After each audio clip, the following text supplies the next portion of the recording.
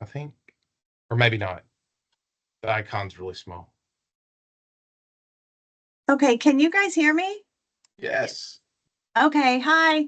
Sorry about that. I had to reboot my computer and I'm here at the office and I just had to reboot and it lags, but here I am. Sorry. No problem. Okay, wait. And y'all can hear me okay? Mhm. Yes. Okay. Yes. Okay, got it. I'm having a hard time spotlighting now. Hang on. Okay. Okay. Shane, whenever you're ready. Okay.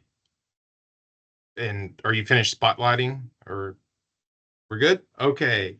Thank you, everyone. Good morning. Thank you for joining us and choosing our panel among the other options. We honored that you chosen to be here with us this morning, and we hope that you find something useful from one of our three presentations. And our presentation is titled Unlocking AI, Enhancing Instruction and Student Learning. There are three of us today. Banu uh, Banu Gunner is an economics instructor here at ACC. Myself, Shane Hand, I'm a history instructor, and Jennifer Shemek, a psychology instructor. We're all ACC faculty. Our agenda for today, let's see. It's a simple agenda, but we're going to discuss AI for instruction and AI for student use. Each of us in our own presentations will discuss some aspect of AI for instruction and student use. And at the end, we'll have some time for questions and answers.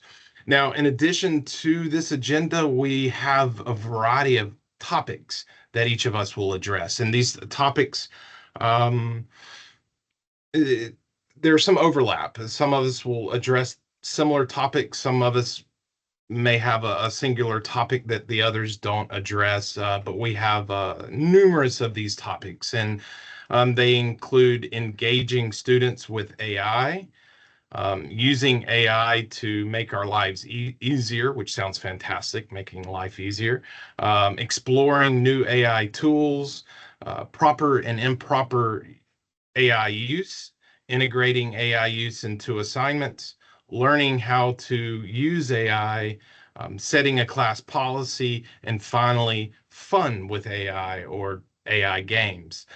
Um, so to begin, we actually have a few questions for you. We're interested in how you use AI. Do you use AI in the classroom or for yourself?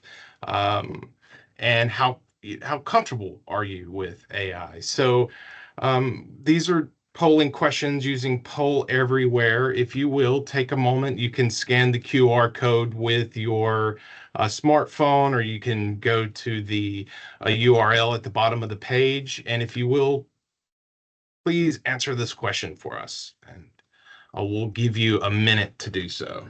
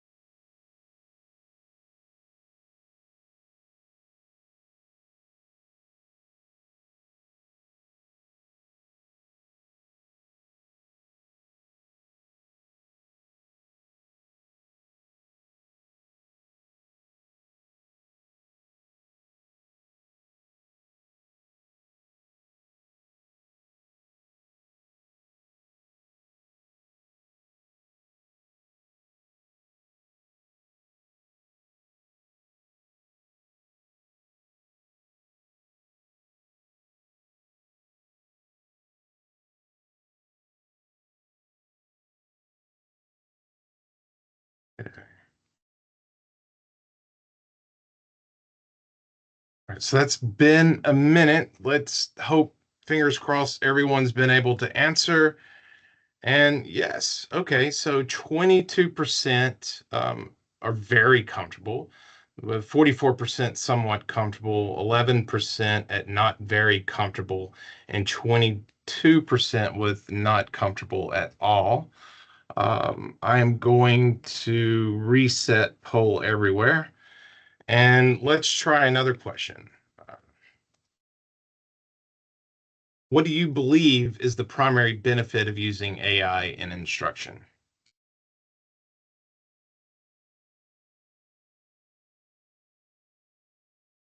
And I'll give you 1 minute.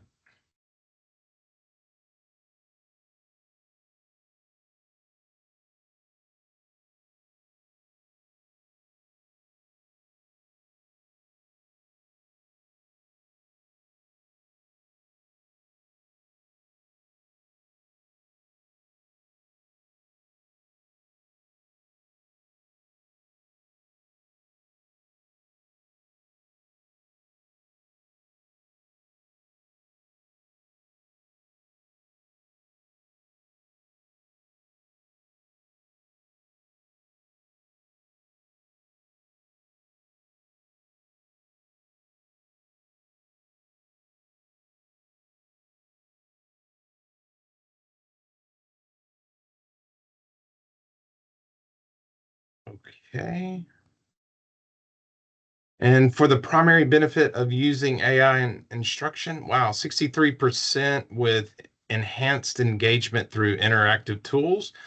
And we have some interactive tools to share today, and hopefully that will be of benefit to you. And then 38% with all of the above.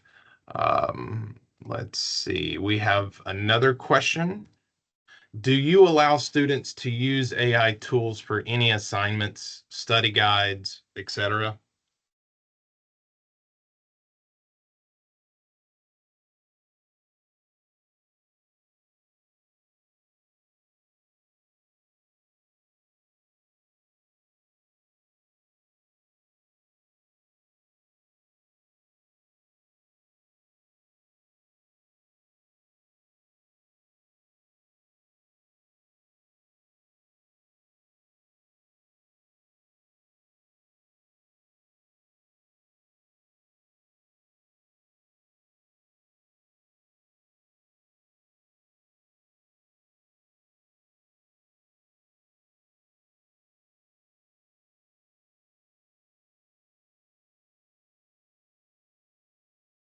And for this question, wow, 56% allow students to use AI for assignments and study guides, etc. And then nearly half, just under half, 44% contemplating the possibility for future classes. So all of us are using AI or leaning towards AI use. Let's see, we have two more questions.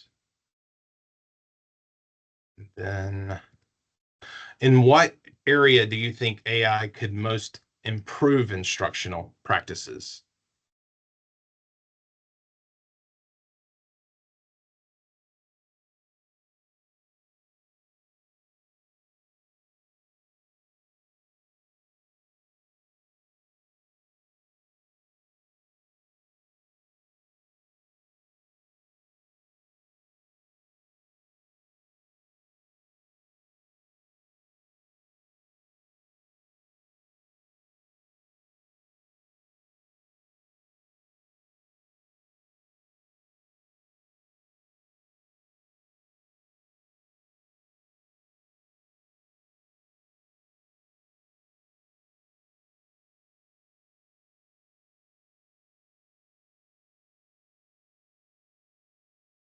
Okay, for question 4, improving instructional practices with AI, 29% content delivery and lecture support, 14% assessment and feedback, and then 57% tutoring and academic support. Okay, we have one more question, and I think based off the others, I'm already like, I think I know what the answers will lean towards. But do you have an account with a generative AI product such as ChatGPT, Claude, Gemini, or some other?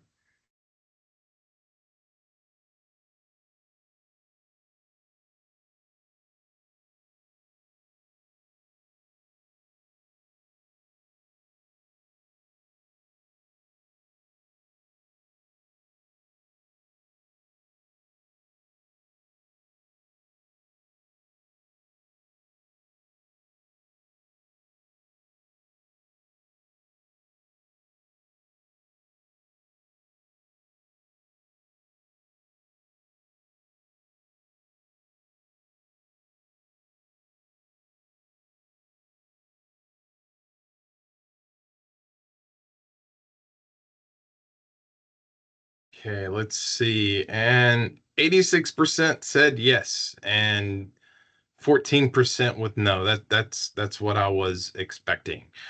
So thank you for sharing this feedback with us. This is fascinating to know. And let's see. I am going to move on now to actually my presentation. So I did the introduction, and I am going to discuss AI in the college classroom. And my name is Shane Hand. I'm one of the history instructors here at ACC. So let's talk about AI in the classroom. Um, Specifically, to begin, I want to talk about the pros and cons or demonstrating a proper use of AI. So there are benefits for allowing students to use AI, but when we do, we have to demonstrate how to use it correctly and effectively. And today I have three examples that I want to share with you, which I use for one of which I use to demonstrate for my students how they can use AI effectively while avoiding pitfalls. And the other two are positive uses of AI that can be really effective for student use.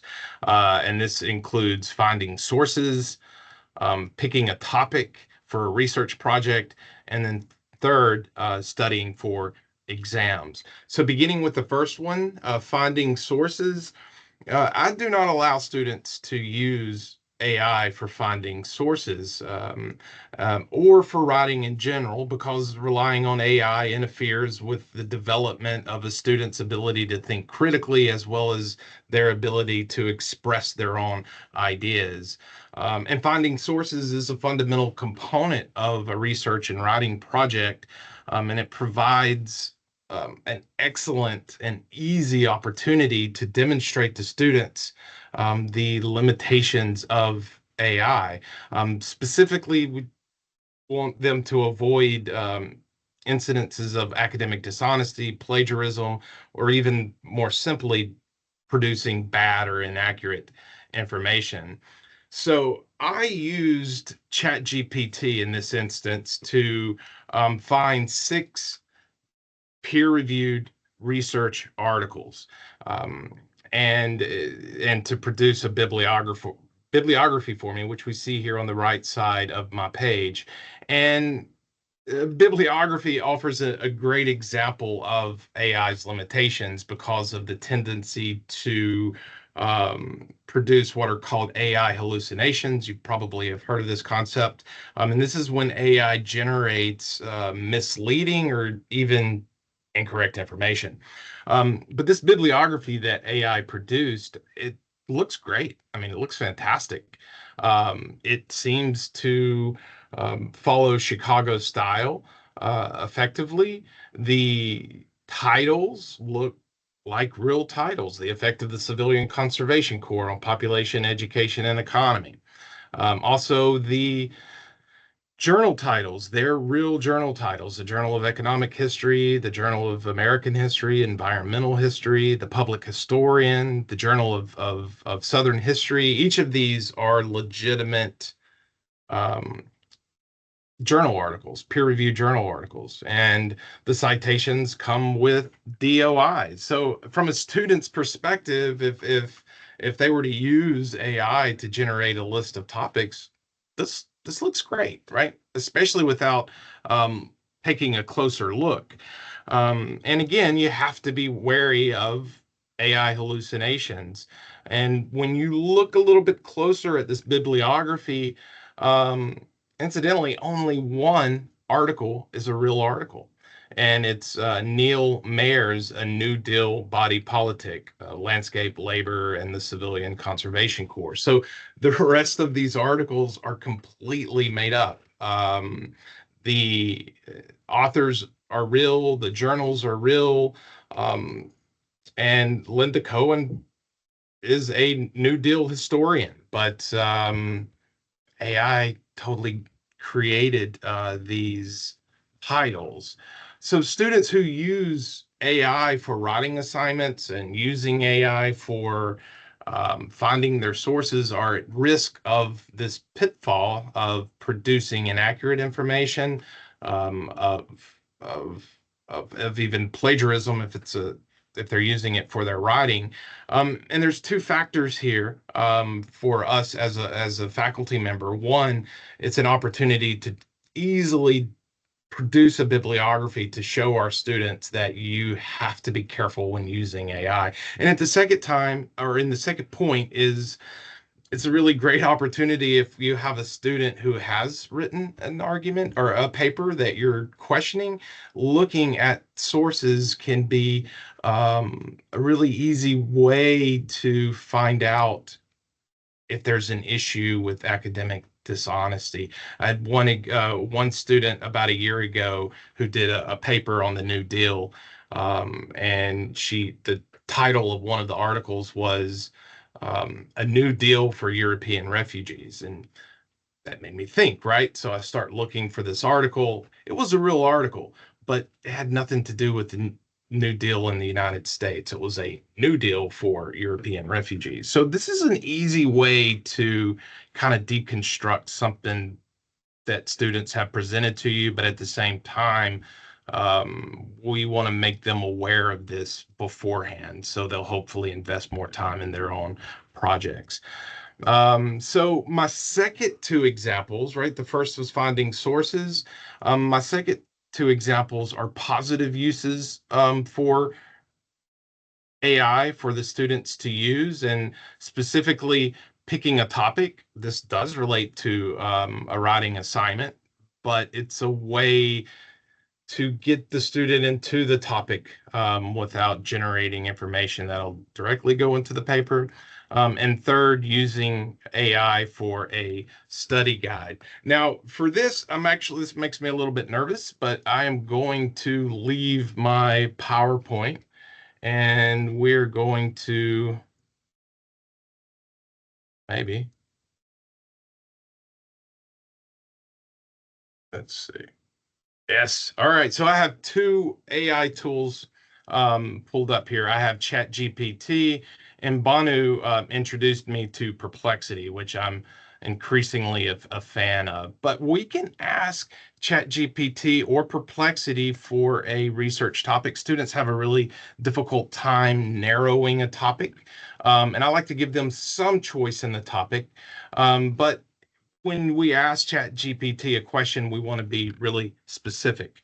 So I'll ask, can you create a list of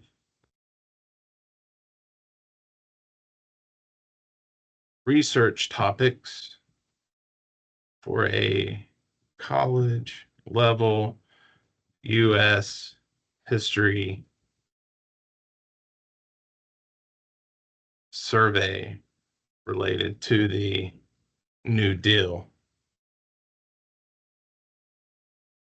This will be a 5 to 7 page paper with 5 to 7 secondary sources. I'm going to cheat here and I'm going to copy that because we're going to share it with Perplexity.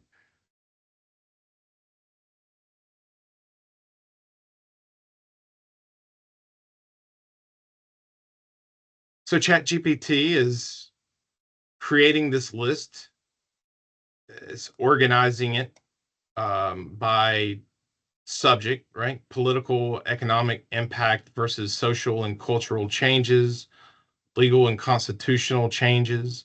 They offer a question to consider, um, regional, local effects. And this list is great for students because it can get them thinking more specifically about a project rather than writing a paper simply on the New Deal, right? Which I want them to narrow their topics. We could ask the same question to Perplexity, and this is a free account with Perplexity. And what I really like about Perplexity is they offer additional sources.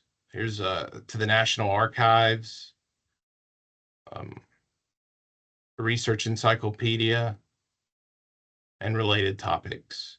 It's not organized in terms of theme, but I do like the additional sources that it provides. So the second example that I will use, and I'm trying to be mindful of my time, I use it as a study guide, and the textbook that we use in the U.S. history classes here is the American Yawp. So for a study guide, I can take, let's see, I'm going to copy the link address and then ask ChatGPT, can you create a brief study guide for a midterm exam related to the textbook information from the following link. Enter.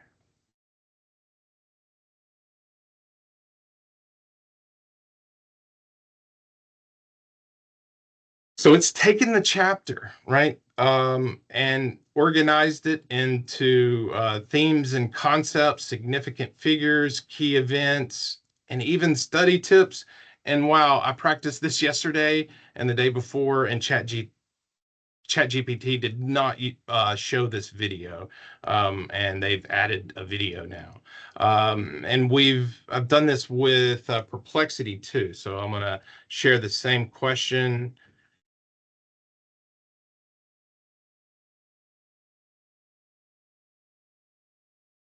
Oh, wow. Unable to access the URL. Really?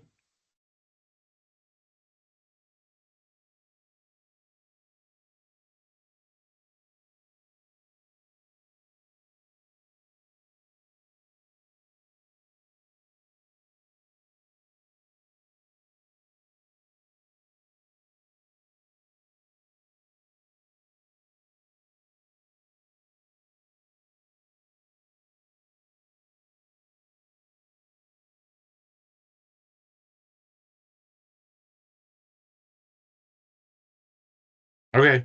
So I went to the web page and it liked that URL. I do like Perplexity's layout here. I think it's cleaner, more succinct, and it also offers um, themes, but it's mentioning specific events here, such as the Triangle Shirtwaist Factory fire that are covered in the textbook. And interestingly, there's no video here, but we could probably search videos related to that content.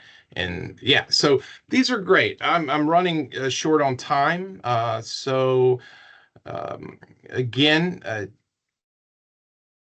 AI is useful. We just have for use in the classroom, we just have to show our students the proper and improper use of that. So I'm going to stop at this point and allow our next speaker to present their information. Thank you.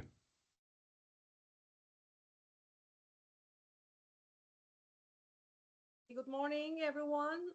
My name is Banu Olcayganer. Can you all hear me? Okay, great. So I have been part of ACC faculty since last year. I'm teaching economics. I'm also teaching microelective courses at UHD. as a part-time professor. So let me just share my screen quickly because we would like to watch our time as well. Okay. I hope screen. Okay, so I'm going to, in fact, focus three key issues in my little minute talk. So I'm going to talk about first how we can leverage Gen AI in instruction, particularly in course design. And I'm going to talk about what core principles we can consider as educators if we are trying to integrate AI in our coursework. And finally, I would like to introduce some of the exciting AI-powered tools that can be used to increase student engagement and success. Okay, so if you are new, in fact, to the Gen AI world, after the survey, I think most of you are kind of familiar with this world, but probably the choices might look overwhelming. So we have many Gen AI tools out there, and you might be undecided which one to choose from. So if you are focusing on the big three, these are ChatGPT, Gemini, and Claude. The main question here is the task that you would like to use the Gen AI tool for. So for example, ChatGPT is very good in creative writing. So it's also known as the conversational AI. Gemini is good in context-based reasoning, and Claude is good for coding, and there are others as well. So in the next step, you might want to, in fact, evaluate the efficiency of the Gen AI tool you are considering. So you can try, in fact, using one of these AI ED audit rubrics. So the one that I have used earlier was introduced by Dr. Philippa Hardman. You can check out her webpage about it. So she's basically, in fact, providing a rubric for us to evaluate the efficiency of the Gen AI tools in these 10 different parameters. So at any point, in fact, the best suggestion I have taken out all these experiences with AI is that we need to think in terms of AI as a way to complement our own potential. So we are there, in fact, as the critical thinker, and we are using AI capabilities to boost the quality of the product. Okay, so in the first piece, I would like to talk about how we can use Gen AI in course design, especially in redesigning a learning unit. So it's starting with the learning outcome, and then we are trying to align the assessment with the learning outcome. And at the end, we might try to maybe create different assessments in regards of different criterion. And maybe later on, we'd like to come up with the rubrics for this given assessment. So the learning unit I would like to redesign was about a microelective course. It's Economics of Industrial Organization. And this is one of the learning outcomes that I have. Okay, so if you are using these Gen AI tools for help in instruction, you can consider this, in fact, prompt STEM, where you try to provide some details to the Gen AI tool about the subject you are teaching and in what grade. And then the task, you define the task. Okay? So here I provide the learning outcome that I would like to revise, and I define the areas of improvement. So I would like to revise this to improve measurability, clarity, alignment to assessment, and to make it more student-friendly. So I used Perplexity and ChatGPT for this activity. So Perplexity breaks down the learning outcome into very actionable pieces. I really like it. The real world application is there, highlighted here. And also it has some element of excitement. So I kind of like it, in fact. This is something that I might consider using in the Blackboard folder. So when I look at the ChatGPT, as you see, the outputs look quite different. So ChatGPT uses a more technical jargon that I would like to avoid, especially in the course syllabus. The actionable verbs are there, but what I like is that it's very concise. So this is something that I might want to having the course syllabus, and the assessment alignment also is included, which is lacking in Perplexity. So next step, what I did is that I took the Perplexity student-friendly version learning outcome that I really like, in fact, and I asked ChatGPT to work for the same goal. And at the end, what I have looks very actionable, and each little piece inside the learning outcome is aligned with a particular assessment. So this is something really I can consider including in my course syllabus. So in the next step, if I'm rethinking over the assessments that I create for a learning unit, I might want to come up with more engaging assessments, more innovating and non-traditional assessments other than the use that I use traditionally. So again, I can use a Gen AI to come up with the ideas. And maybe I am trying to promote equal opportunities for success, which is included in the prompt here. So come up with, in fact, five non-traditional creative assessment ideas that measure the revised learning outcome while being equitable and inclusive. So that's going to help the Gen AI to come up with the assessment ideas to promote equal opportunities for success for learners coming from different backgrounds or having diverse disabilities. So it gives me very creative ideas that I'm not familiar with. So these are quite, in fact, very new to me. So maybe at this point, I'm quite puzzled. So what is the next step, right? So maybe I might want to consider here at this point, introduce further goals for the Gen AI tool. So for example, which one of those that you have suggested out of these 5 assessment ideas, which one of those has more engagement in it? Or which one follows best the UDL, Universal Design for Learning principles? I might also include in the prompt indicators of success. So suggest the assessment idea from the list you have provided. That is the best engaging one. And also, what are the indicators of success? So I need to, for example, see this in terms of the more participation in discussion forums. So that could be included in the prompt. But for that activity, I have just, in fact, asked ChatGPT to suggest the assessment idea out of all these 5 non-traditional ideas that perform best in regards of UDL principles. So that's the winner, in fact, and ChatGPT also evaluates the given assessment idea interactive podcast series in regards of the UDL principles. So for example, multiple means of representation, multiple means of action, multiple means of engagement. These are all the core elements of the UDL principles. So in the second piece, I would like to talk about how we can embrace AI for student learning. And I would like to answer this in 2 different dimensions. How we can help the students see AI tools as a learning tool, and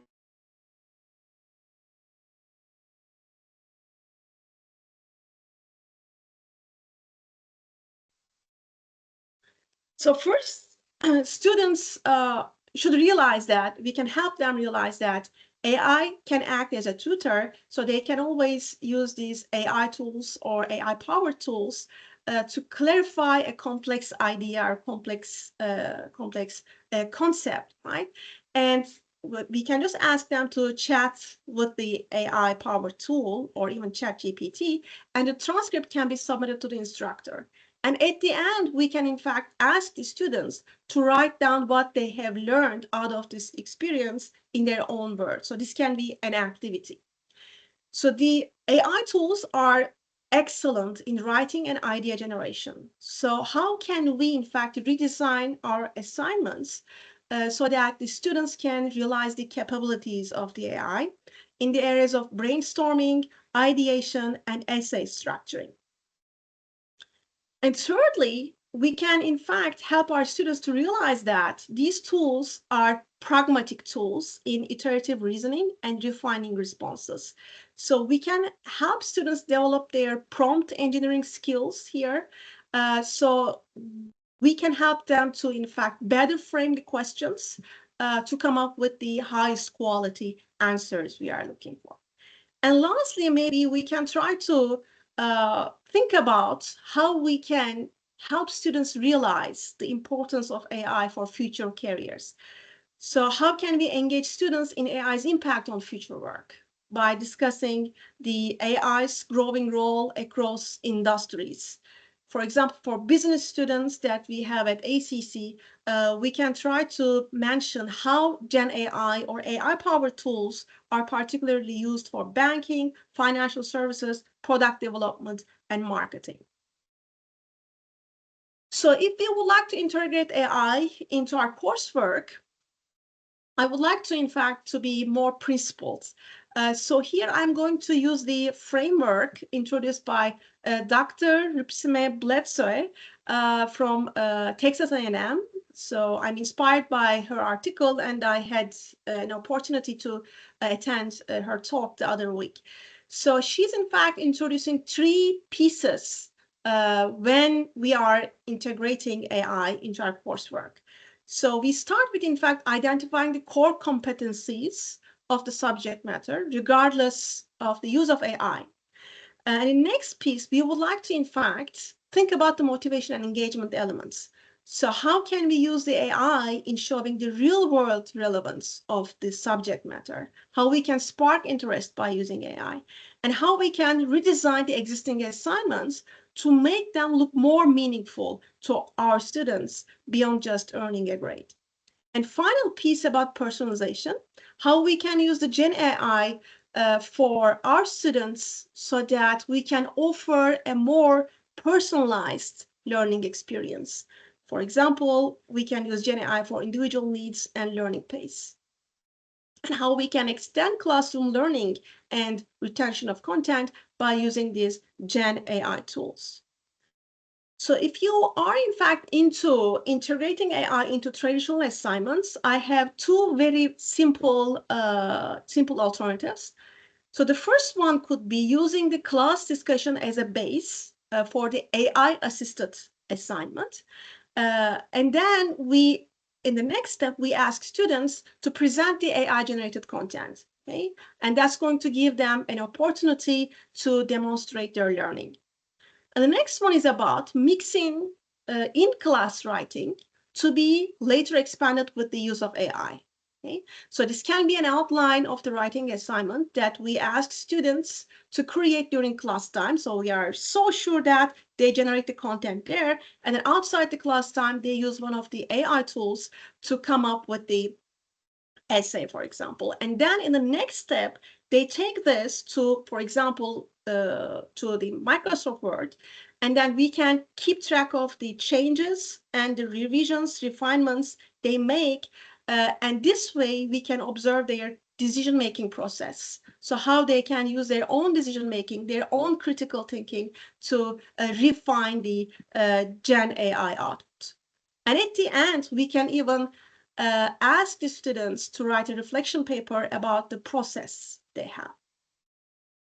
So one thing to, I think about is the assessment strategies that we should have, how we should readjust the rubrics. If the assignments are AI integrated, we need to rethink over that. So at this point, we'd like to focus on the human-generated content, and we would like to exclusively evaluate their decision-making. At the same time, we can help our students develop critical thinking in AI use. So these are very nice, in my opinion, activity ideas for this goal. So in the first activity, we can, in fact, give the students, we can assign each student a human-created article and also a one which is generated by AI on the same topic. And then we can ask the students identify the flaws of the Gen AI output, right? And then we ask them to answer the following question. Would the human written article look different if they started with the Gen AI answer and then revise it?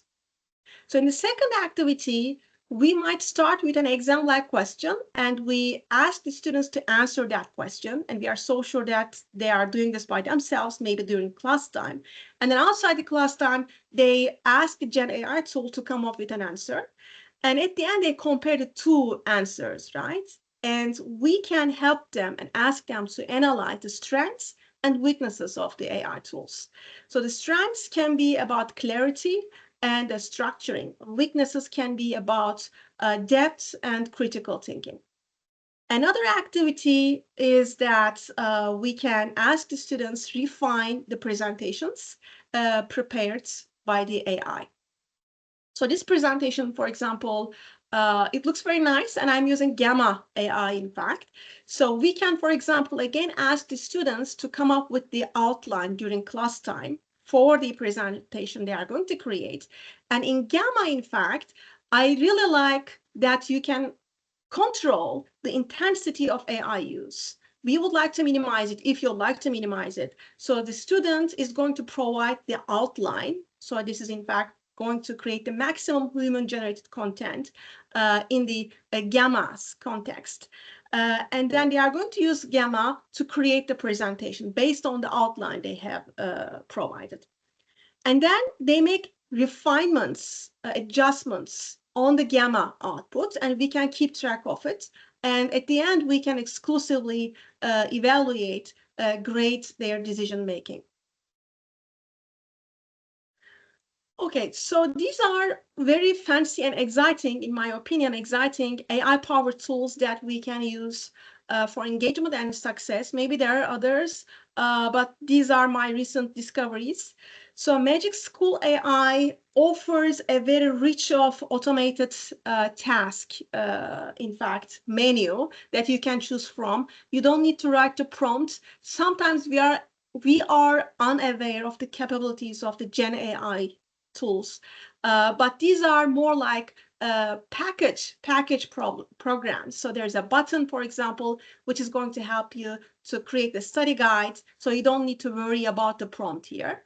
And for some of these AI-powered tools, you can even chat with the AI, Gen AI, embedded in it. So you can, in fact, refine the prompt, ask for revisions, and so forth. Adobe Firefly is very good in image generation. Padlet is a digital platform, especially for engaging discussions. So you can use the AI tool in Padlet to come up with the most engaging discussion ideas. I'm going to leave this one to the end because it's very impressive. Brisk is a Google extension that you can add very easily. It can help you to change the reading level of an article. You can ask for tutor support on videos. You can ask Brisk to create slides given a video. And you can also use Brisk to add a hooking activity to a video. Gemini Live in voice mode is an impressive tutor, in fact. I strongly suggest using this either on your phone or on your iPad. Quizzes AI is a very fancy way to create quizzes that are quite engaging because they look like digital games, basically. So Google Notebook LM, this is a very impressive AI tool, generative AI tool, that is going to convert a text into an engaging podcast. So that's an excellent way to engage our students. Sometimes they tell me that I don't want to read this PowerPoint, I don't understand anything. But you can just, in fact, attach the PowerPoint or whatever presentation file you have to Google Notebook LM, and it's going to convert this into an engaging podcast that includes natural talk in just minutes. Okay. So I'm going to just do a little demo here. So can I click on this?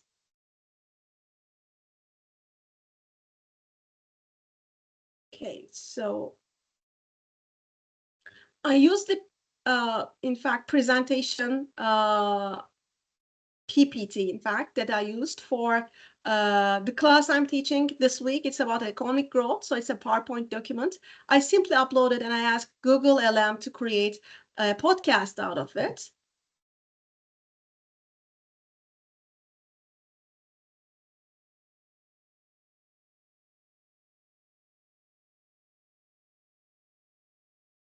So you can, in fact, join anytime. So the audience can, in fact, step in anytime to ask questions. Thank you very much for your interest. I'm sorry, I just need to. Okay. Yeah. So if you need to contact me, here's my email address. I hope you found all these helpful. Thank you, Banu.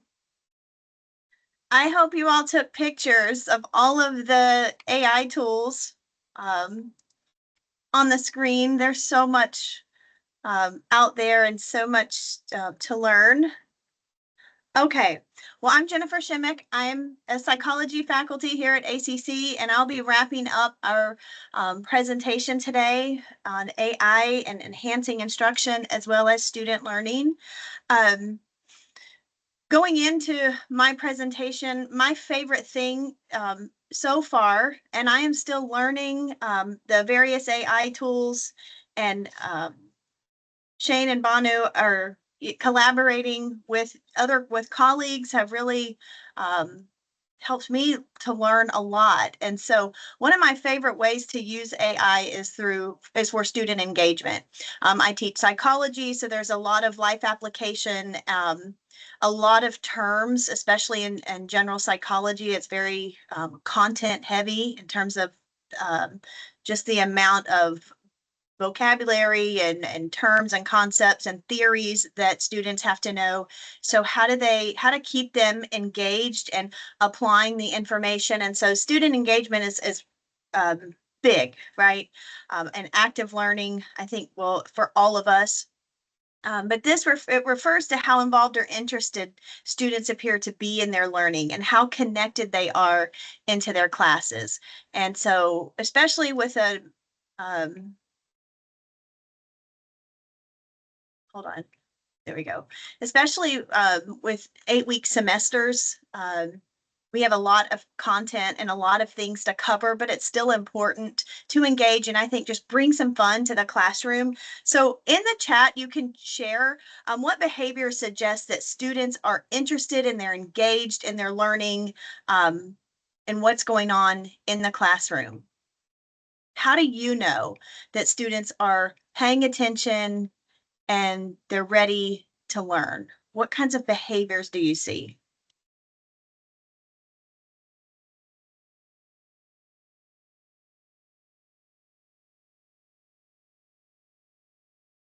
Participation in discussion, note-taking, of course, raising their hand, maybe even leaning over and talking to a peer or asking questions.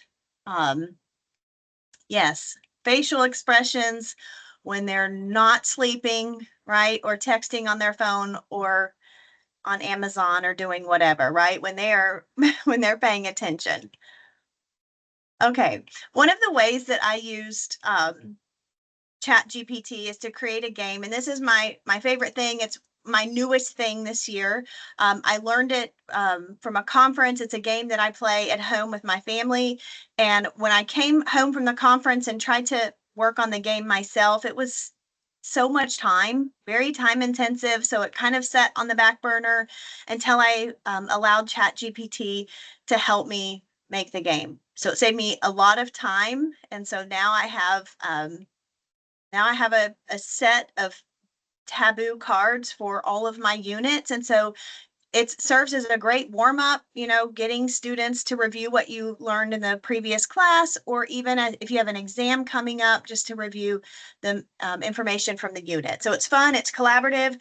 They're using their communication skills, they're explaining content, they're having to listen and use that memory recall, right? And all of these are ways that science show students are learning and they're likely to retain information.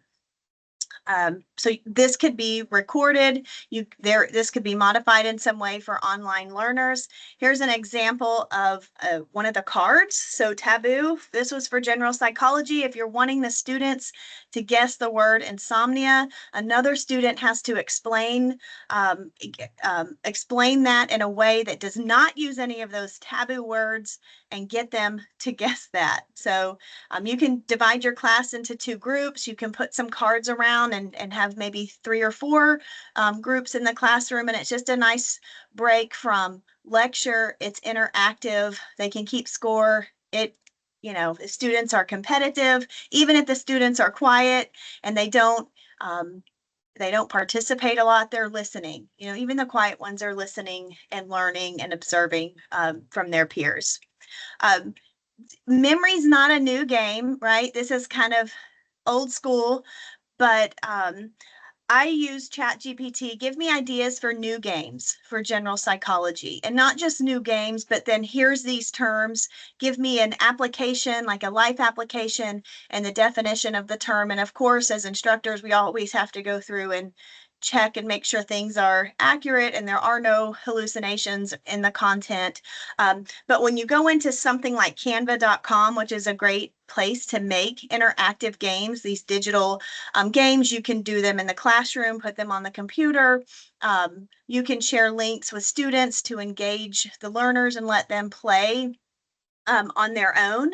But again, communication, memory, active learning, creating something like this in ChatGPT allows you to kind of copy and paste that information once it's been checked for accuracy and plug it into all sorts of games. So I think finding fun ways, to keep the fun into learning, that's been my favorite part so far of AI.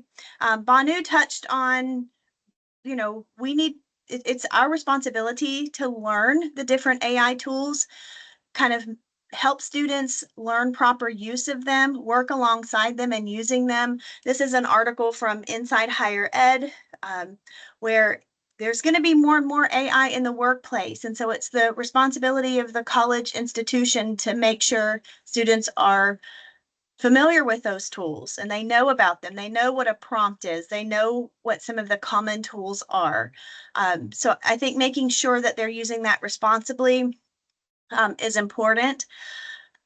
Instead of a specific assignment or using this as a specific assignment for students to use in the classroom, I've been leaving this kind of open, like an open disclosure, a student disclosure for just reflection.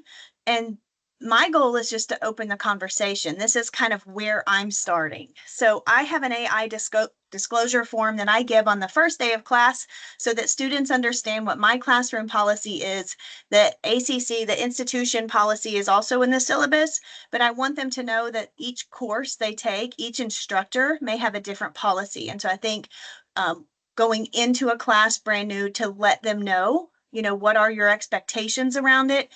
Some faculty absolutely discourage use, whereas others are more open. Many of us are still learning, so just trying to navigate and figure out where you fall is something important, I believe, to think about. So part of this disclosure, I put some arrows here, enhance, letting them know that AI tools are to enhance learning, not replace your critical thinking, not do all the work and for you, obviously, and let them know the policies that, again, expectations for each course are unique. What is responsible use? Again, using it to enhance your learning and help them to identify the ways in which it's helping them learn is important. Citing it, if they're using AI, to just be transparent about that. And so I include in the disclosure, APA format is what psychology faculty use. And so what is the APA,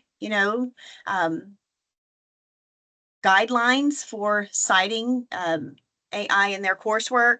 So sharing that with them.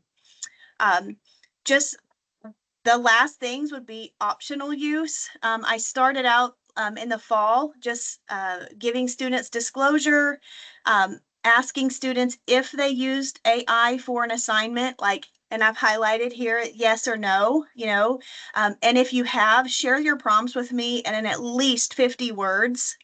Um, I don't, to avoid getting responses like, oh, it helped, I mean, give some words, put some words around that. At least 50 words. How did it help enhance your learning? And in the assignment, did you give credit to AI if you use that? And if you didn't, that's probably something you need to go back and do. Where I'm moving towards now is giving this for more assignments where I'm requiring AI, where I'm assigning AI for them to choose an AI tool, name the assignment. I use of at least one AI tool is required, and they fill in the blank, they share their prompts, and then this becomes like a part 2 of an assignment.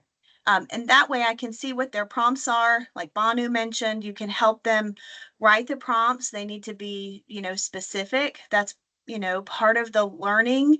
And then how did it help them, right? And just, it opens a conversation. So these things, the AI use, assigning AI or leaving it just for students to disclose and share how they're using it, I feel like I need to learn more about that, whether it's a discussion board, an essay, anything in their research or something they're citing, or creating a study guide. So I'm trying to learn from students the ways in which they're using it to create the conversation. I want to be able to mentor students, encourage them. They need the importance of learning information from the instructor, from the textbook, from their notes, not going to AI first. Supporting creativity, showing them how to do those fidelity checks. Is this accurate compared to, what you've been learning? Have you found any errors? And teach them how to look for that. Conversations, some instructors have said students are using them for assignments. Maybe it appears they're overdoing it because it may be a reflection question and there may be 3 or 4 citations with some references. So they've worked way beyond the expectation of the assignment.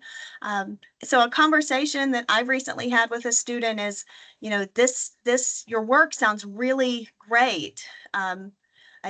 Let's talk about it. Either you've really gone above and beyond the expectation and the directions, or you're using tools to make this a little bit easier for you.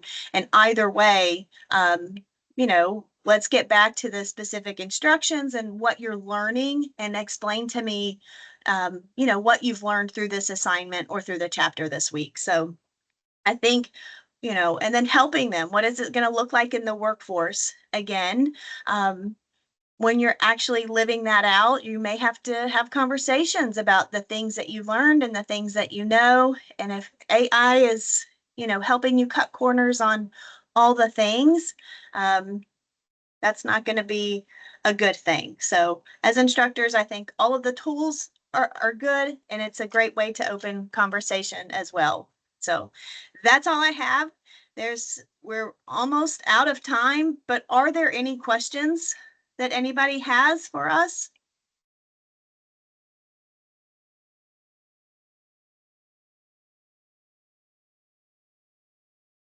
Thank you so much for sharing. I had, this is Erin, by the way.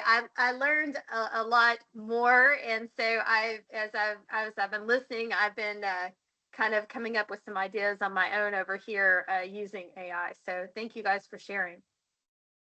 Oh, great. Bridget? Yeah, so you all seem like you've been using it a lot with your students.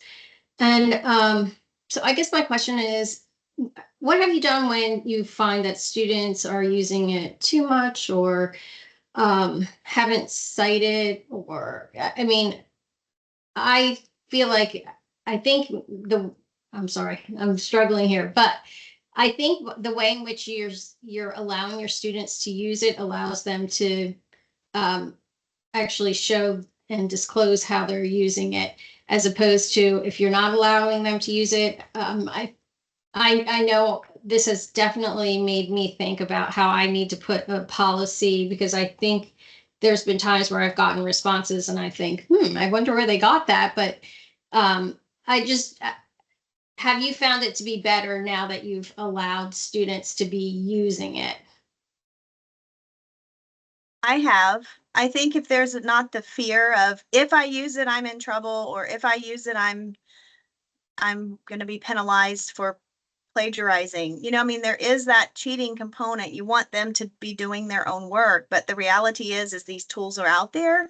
And so for me and in my experience, when I'm allowing students to use them, I just need to know that they're doing so, that it opens a conversation. And a year from now, once I learn more about how they're using it and what their prompts are, and you know, this is like an evolving thing. I think it's going to change over time, but this is where I am. I'm not on that side of not using it. It's not acceptable, you know, whatever. So I think it's a process to kind of learn where they are, get them to disclose or be transparent about their use of it, and then creating those conversations of, is it helping you learn? How can it help you and support your learning versus doing the work for you? So it does open the door for those conversations. And so I think for me, as I'm learning more, these things in my policy may adjust over time for sure. Thank you. Just because I think we all can't ignore that it's out there, that they're going to be using it, you know. And thank you to all of you. You did such a great job. Well, thank you. And thank you guys for coming. It feels like an hour is a long time. And then when you start talking, it's like, no, there's not enough minutes. But we appreciate you all being here and for your questions. And you can reach out to any of us if you have questions or want to see how or what we're using in the classroom. All of us are willing to share. Yes, thank you, everyone. Thank you. Enjoy the conference. Yes, enjoy. I'm going to stop the recording now.